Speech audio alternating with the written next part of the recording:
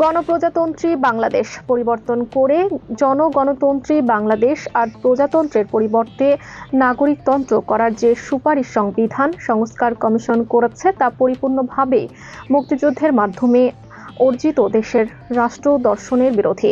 বাংলাদেশের নাম পরিবর্তনের অধিকার অন্তর্বর্তী সরকারের নেই।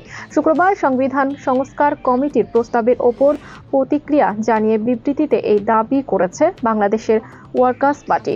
বলা হয়, ওই প্রস্তাব মুক্তিযুদ্ধের ৩০ লাখ শহীদের রক্তের সঙ্গে বিশ্বাসঘাতকতার শামিল। অন্তর্বর্তী সরকার কোনোভাবেই সংবিধানে মূলনীতিকে বদলানোর নৈতিক অধিকার রাখে না।